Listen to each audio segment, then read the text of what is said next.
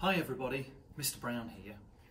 I'm just sending this video out today because I know that a lot of you are busy doing some home learning, and I know a lot of you are busy spending time with your families. And I know a lot of people are reading picture book stories to children.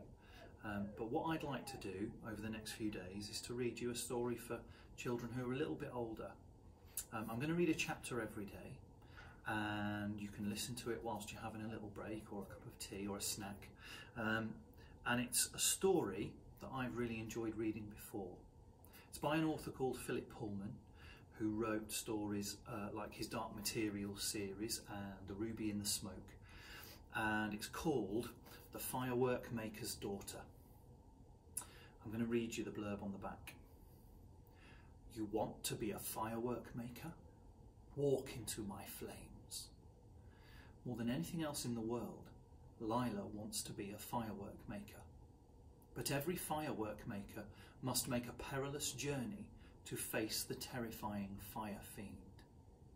Can Lila possibly survive? But especially when she doesn't know she needs special protection to survive his flames. I'm going to read you chapter 1. Chapter 1. 1,000 miles ago, in a country east of the jungle and south of the mountains, there lived a firework maker called Lachlan and his daughter Lila.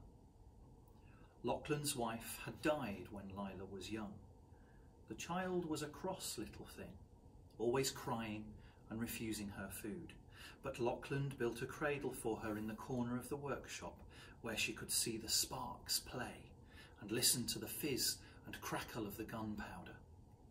Once she was out of her cradle, she toddled around the workshop, laughing as the fire flared and the sparks danced. Many a time she burnt her little fingers, but Lachlan splashed water on them and kissed her better, and soon she was playing again. When she was old enough to learn, her father began to teach her the art of making fireworks. She began with little crackle dragons, 6 on a string. And then she learned to make leaping monkeys, golden sneezes and Java lights. Soon she was making all the simple fireworks and thinking about more complicated ones. One day she said, "Father, if I put some flowers of salt in a Java light instead of cloud powder, what would happen?" "Try it and see," he said. So she did. And instead of burning with a steady green glimmer, it sprayed out wicked little sparks, each of which turned a somersault before going out. "Not bad, Lila," said Lachlan. "What are you going to call it?" "Tumbling demons," she said. "Excellent. Make a dozen and we'll put them into the New Year Festival display."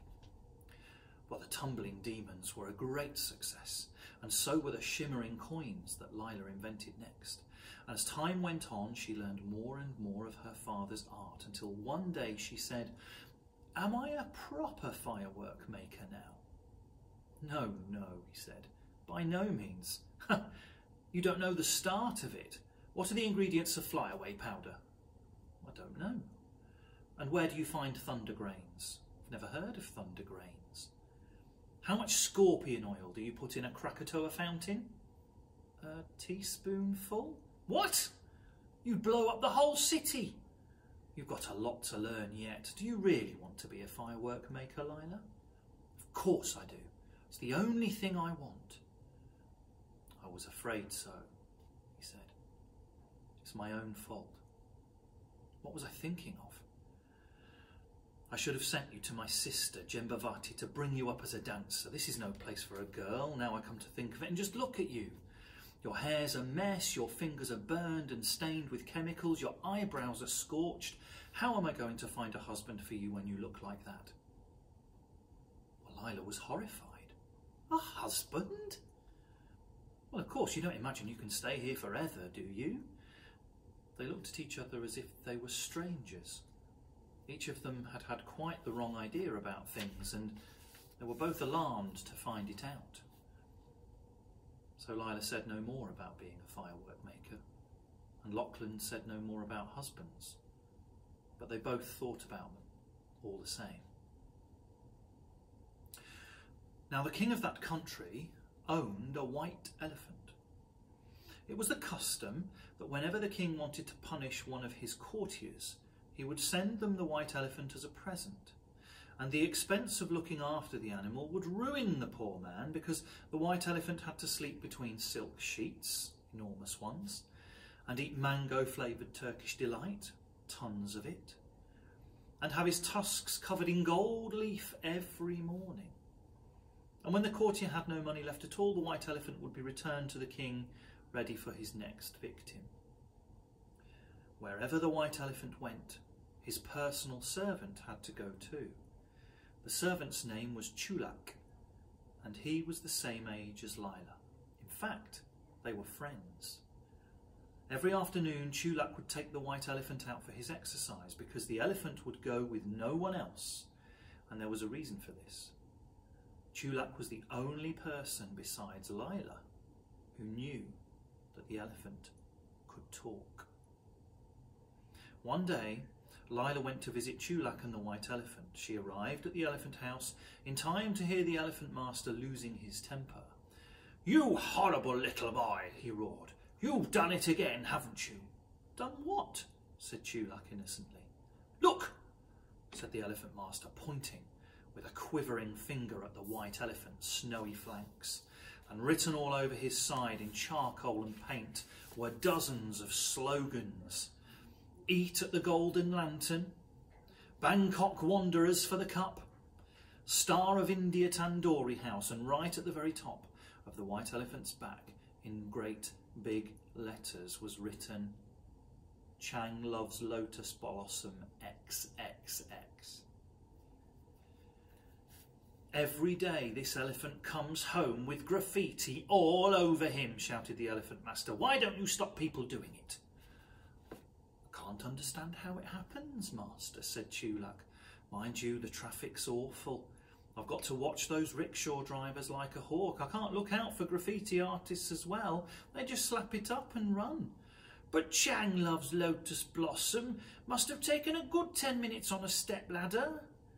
"It's a mystery to me, master, I know. Shall I clean it off?" "All of it. There's a job coming up in a day or two and I want this animal clean." And the elephant master stormed off, leaving Chulak and Lila with the elephant. "Hello, Hamlet," said Lila. "Hello, Lila," said the elephant. "Look what this obnoxious brat has reduced me to. A walking billboard." "Stop fussing," said Chulak. "Look, we've got 18 rupees already, and 10 annas from the tandoori house, and Chang gave me a whole rupee for letting him write that on the top. We're nearly there, Hamlet." "The shame," said Hamlet, shaking his great big head. "You mean you charge people money to write on him?" "Course," said Chulak. "It's dead lucky to write your name on the white elephant, and when we've got enough, we're going to run away. Trouble is, he's in love with a lady elephant at the zoo. You ought to see him blush when we go past. He looks like a ton of strawberry ice cream." "She's called Frangipani," said Hamlet mournfully, "but she won't even look at me. Now there's another job coming up. Another poor man to bankrupt. Oh, I hate Turkish delight. I hate silk sheets. And I loathe gold leaf on my tusks. I wish I was a normal, dull, grey elephant." "No, you don't," said Chulak. "We've got plans, Hamlet, remember? I'm teaching him to sing, Lila, and we'll change his name to Luciano Elefanti, and the world will be our oyster." "But why are you looking so sad, Lila?" said Chulak as he began to scrub Hamlet down. "My father won't tell me the final secret of firework making," said Lila. "I've learned all there is to know about flyaway powder and thunder grains and scorpion oil and spark repellent and glimmer juice and salts of shadow, but there's something else I need to know and he won't tell me." "Tricky," said Chulak. "Shall I ask him for you?" he won't tell me, he certainly won't tell you, said Lila. He won't know he's doing it, said Chulak. You leave it to me. So, that evening, after he'd settled Hamlet down for the night, Chulak called at the firework maker's workshop. It lay down a winding alley full of crackling smells and pungent noises, between the fried prawn stall and the batik painters. Chulak found Lachlan in the courtyard under the warm stars, mixing up some red glow paste. Hello, Chulak, said Lachlan. I hear the white elephant's going to be presented to Lord Parakit tomorrow. How long do you think he'll last? A week, I reckon, said Chulak, though you never know. We might run away before then. I've got nearly enough to get us to India. I thought I might take up firework making when we get there. Nice trade. Nice trade, my foot, said Lachlan. Firework making is a sacred art. You need talent, dedication, and the favour of the gods before you can become a firework maker. The only thing you're dedicated to is idleness, you scamp. How did you become a firework maker then? I was apprenticed to my father, and then I had to be tested to see whether I had the 3 gifts. Oh, the 3 gifts, eh? Said Chulak, who had no idea what the 3 gifts were. Probably Lila did, he thought. And did you have them? Of course I did. Oh, and that's it? Sounds easy. I bet I could pass that test. I've got a lot more than 3 gifts. Pah, said Lachlan, that's not all.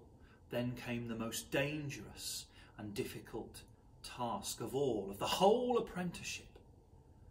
Every firework maker, and he lowered his voice, and he looked around to make sure no one was listening.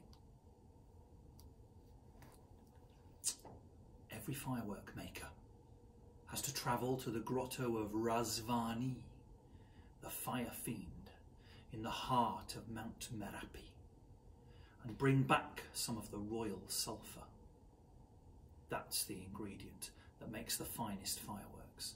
Without that, no one can ever be a true firework maker. Oh, said Chulak. Royal sulphur. Mount Merapi. That's the volcano, isn't it? Yes, you pestilential boy, and already I've told you far more than I should. This is a secret, you understand? Of course, said Chulak, looking solemn. I can keep a secret.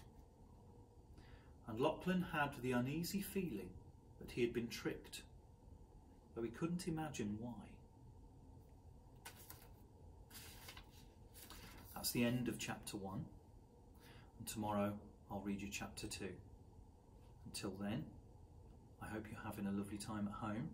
Keep being good, keep having fun with your families, and we'll see you again soon. Bye everybody, see you soon.